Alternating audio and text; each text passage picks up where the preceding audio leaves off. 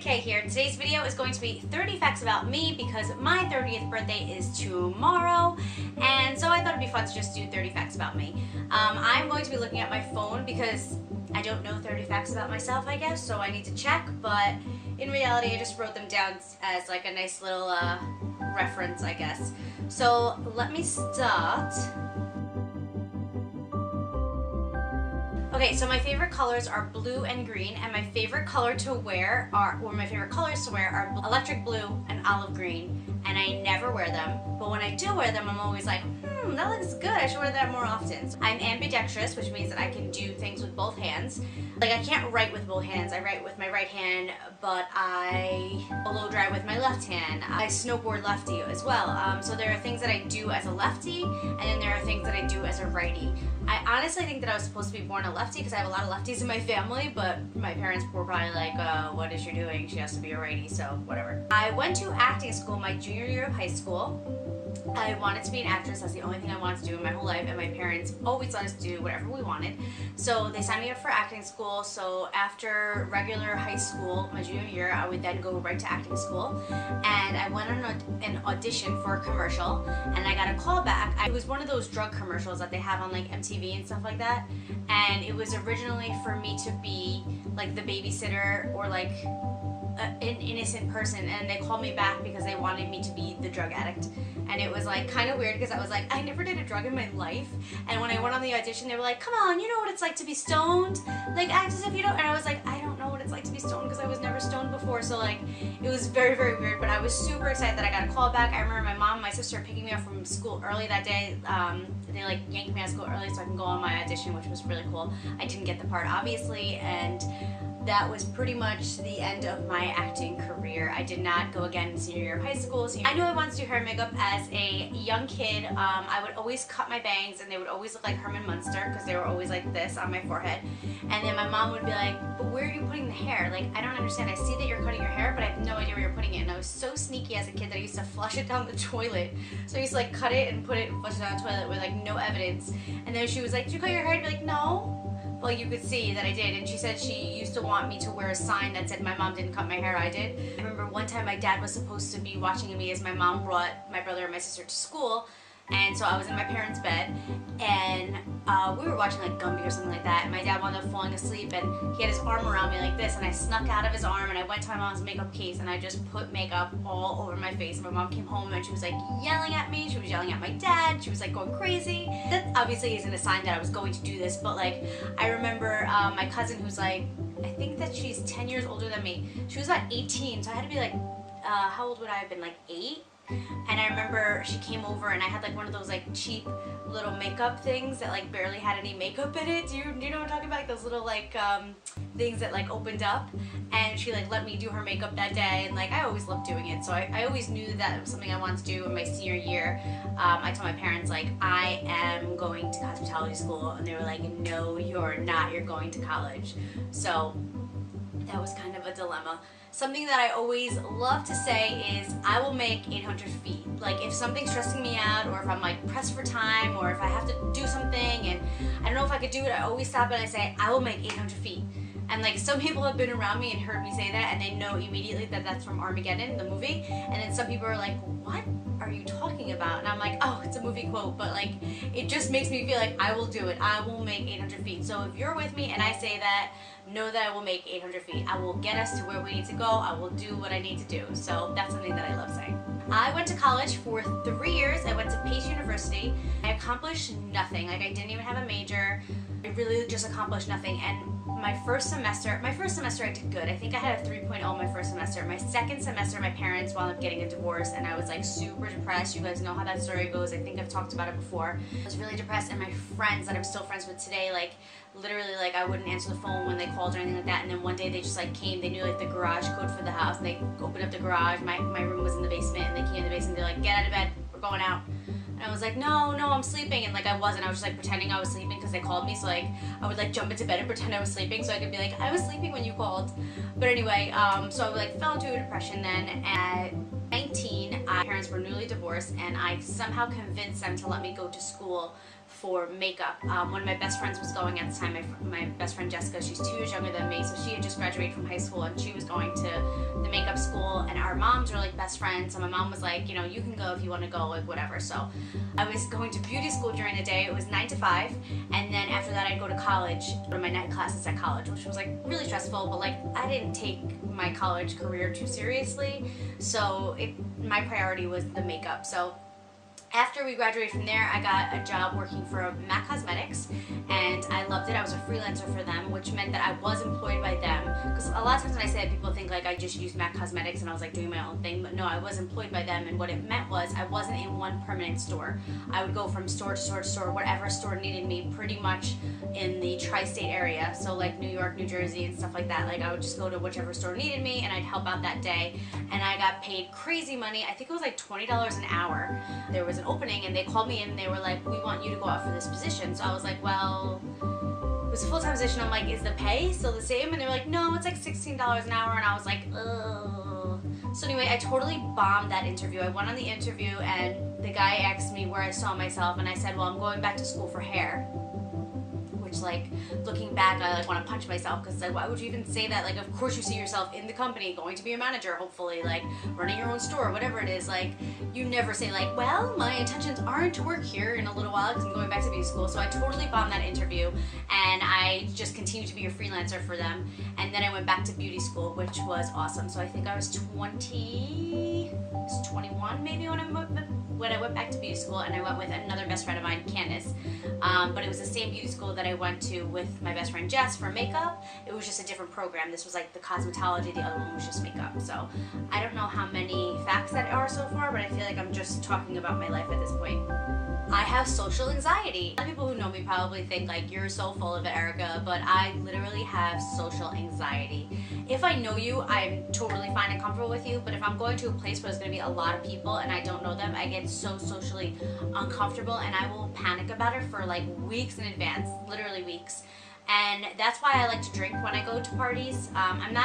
People think that I'm a big drinker and that like I'm drinking every day, but literally my husband and I do not drink unless we're like at an event.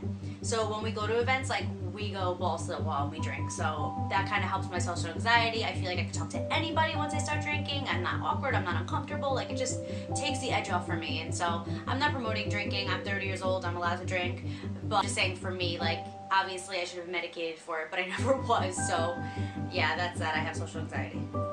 I opened my first business, which was like a real functioning business, a brick and mortar, I think they're called. I was 25, and it was a consignment shop in Greenwich, Connecticut, but really it was on the border of Portchester, New York. And the location was awful, and I was very inexperienced. I was just selling on eBay at the time, and I was like, I want to open up a consignment store. So that's what I did. I said, if it wasn't for eBay, I would have failed miserably, because eBay literally paid my bills. So thank you, eBay. At 27, I opened my second business, which was women's retail. That was just online, and I had an outpouring of love and support from my friends and my family. So thank you to my friends and my family.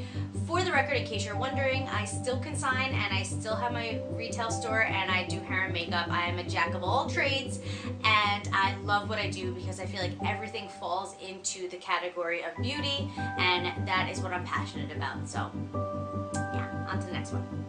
I am a late bloomer. I moved out of my house for the first time at 26 years old, which means that I already had a business open at 25. I was still living at home. Well, I was 26 and I moved in with my now husband, my then boyfriend. We were dating for a very short time, but we had known each other previously, like when we were way younger. We moved in together, and we moved in the upstairs apartment of the house that we currently bought. So I've only lived in a very few houses because our first apartment together was the house that we wound up buying, and now we live downstairs and we're putting our addition on the back of it and everything like that. So that's that. I have been self-employed since I first opened my first business when I was 25 years old. I couldn't imagine not being self-employed. Sometimes I'm like, oh, should I have just gotten a 9-to-5 job and just, you know, went through the motions? And had guaranteed pay every week, but like, no. My job is so rewarding, and thank God for my husband, because he's always so supportive, and he's like, you're doing so great, you're doing so well for our family. Sometimes like he's so sweet, like if I have to work really late that night, he like says thank you for being like so great to our family and everything. It's just so sweet. Like, so I think it's one of the most rewarding things. I love what I do, and I have a long line of entrepreneurs in my family, so I definitely got that gene. It's very hard for me to work under somebody else. Not that I'm not manageable or coachable, but I just like things done the way I like things done, and that's just the way it is. I believe that everything has sentimental value. I have such a hard time getting rid of stuff. Like, literally, it's so hard for me to get rid of stuff. Like, if I'm like buying something to sell it, that's one thing, but like, for example, this right here is a Begin Again lip gloss that I got 7 years ago. I used to work at a salon in White Plains, and I absolutely loved my coworkers for the most part that I worked with, and it was really hard for me to leave that salon. But when I did leave, one of the girls who worked there, Elizabeth, I doubt you watch my videos, but if you do, she got me like a card, and she got me this lip gloss that says Begin Again, and I never used it because I knew I wanted to save it forever. So Elizabeth, I still have it, and thank you so much. It literally meant the world to me. Another thing that's similar to that is my bag. My mom got me this Dooney and Burke bag when her and my dad first got divorced, so that was like 12 years ago now. And I remember, I think my sister told me this story, that she knew I wanted a Dooney and Burke bag, and she didn't have the money, and she was a teacher at the time, so all of her students that wound up getting her like gift cards to Macy's or stuff like that, she saved up all of her gift cards from her students, and she got me the Dooney and Burke bag that Christmas. That was about 12 years ago, and it's the only bag that I use during the summer and the spring, and then during the fall and the winter I switched to the bag that she got me when she went to Italy this last summer, or whenever she went last fall I think it was, and she came back with a black leather bag for me, so I don't feel so guilty switching between those two bags because she got me both of them. So, but that bag is very important to me. And I remember one time I was at a bar in White Plains, and this girl came up to me and was like, oh, I love your vintage Dooney and Burke, and I was like, vintage? And then I was like, oh my gosh, this bag is like 12 years old. It practically is vintage. Okay, I think it's super flattering when somebody copies me. Like, really, I really think it's flattering, especially since I'm the youngest in my family, so I never had a younger sibling to copy me. So when other people do, I think it's very flattering, but just give me credit. I hate when people pretend that they came up with something, and it's like, you know, you saw me wearing those shoes. You didn't say anything when I was wearing them, but then you went out and got them, and now we're wearing the same shoes. Like, stuff like that drives me nuts. Like, just acknowledge people. That's it. It's okay, we can like the same things, but just acknowledge it. And don't say that you came up with something before I did if you really didn't, because I will call you out on that. That's really annoying to me too. I have an obsession with keeping thank you cards, Christmas cards, birthday cards, any kind of cards. I have boxes and boxes and boxes of cards, and the reason why I keep them, obviously for sentimental value. Sometimes I go through and I read it and I'm like, oh yeah, like a friend of mine, Melissa, we used to be really close, and she was always like a great writer, and she would like write these beautiful cards, and like sometimes like I reread them and I like think back to like how I felt then and our friendship and everything like that. But mainly the reason why I keep them is because I'm really morbid in my way of thinking, and I feel like, what if this is the last card that I ever get from this person? What if they, God forbid, pass away and I never get a chance to get another card? Or what if we're not friends next year and I don't get another card? Like, so that's something that's like really valuable to me. I have cards from my grandma and my grandpa on my dad's side. My grandma is still living, but my grandfather passed about 5 years ago. So I still have that last card that was signed Love Grandma and Grandpa. And I actually saw on Facebook, this is really random, but I saw on Facebook that you can get bracelets and necklaces made out of signature. So I'm definitely going to get a necklace that says Love Grandma and Grandpa, even though my grandma's still like living, and I love her to death, but like my grandpa, you know, like to me they're like one, so you know, it would just be nice to have that. So, you know, I'm not saying that I'm the one who now invented this necklace thing, but if you're watching this video and you happen to hear what I just said and you want to get a necklace, just give me credit that I mentioned it first. That's it. That's all I'm asking for.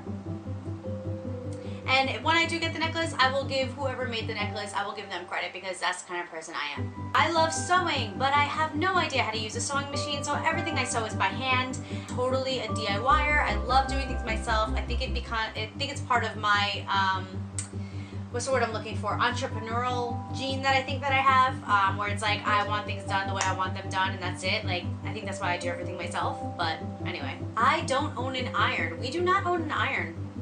So if I don't take it out of the wash and hang it up, it's gonna be wrinkled when I wear it, and I'm okay with that. I get deodorant all over my clothes. I cannot wear a black shirt and not have deodorant all over it. And while we're talking about deodorant, I make my own deodorant. I definitely have a video of that. If you guys want me to post an updated one, since my lighting is much better now, I will be happy to do that. But I make my own deodorant, and when I try to wear other deodorant, I smell. I think my body became like adjusted to the deodorant that I make, and it's like 100% natural, and it's great because like sometimes my dog will come over and like start licking my underarm, and it's like, it's okay because this is natural. So that's my story. I have seasonal allergies that last me every single season. Literally every season I have severe allergies, and it's awful, and I take an allergy pill like every day, and I wouldn't wish allergies on my worst enemy. I remember, again, my best friend Jess, when we grew up, she said to me one time, "Why are you always sick?" And I was like, I'm not sick. Like, you could tell the difference when you have allergies and when you're sick. And I was like, I'm not sick. I don't know. And that was like the first time that I think I was like 15, and that was the first time I realized, like, oh my God, I have constant allergies. This is so annoying. And a side note, if I look down for too long while I'm doing somebody's hair or makeup, my nose will run. So I'm constantly like, oh, sorry, can I just have a tissue? And then like, I'll wipe my nose, blow my nose, wash my hands, go back to what I was doing. It's literally constant for me, and it's because my allergies are constant. I always have like a drippy nose. It's really gross and annoying, but anyway. Having a dog changed my life, like changed me as a person, and just made me a better person. I know that probably sounds ridiculous to somebody who like has no idea what the whole dog fetish is, but like it literally changed my life, and I love, love, love my pit bull. I have a pit bull, obviously, so I love my dog. I'm a pescatarian, which means that I don't eat land animals. If you don't judge me, I won't judge you. Animal cruelty enrages me. I get so angry when people abuse animals. Like, all an animal wants is just to be pet and loved and walked and cuddled, and an animal will love you. Like, it doesn't matter what you look like, it doesn't matter how you feel that day. Like, an animal just wants to wag its tail and love you. Like, well, how could you abuse these animals? Like, I don't understand. I feel the same way for child abuse, 100%. Like, I can't stand any kind of abuse against anything that's like innocent and defenseless. Like, it just infuriates me. I don't live based on morals, I live based on principles. So my big thing is, how would you feel if I did that to you? It's the principle. I am a Libra. I am a true Libra. My birthday is tomorrow, which is September 24th. I think I'm right at the cusp of Virgo and Libra, but I am so a true Libra.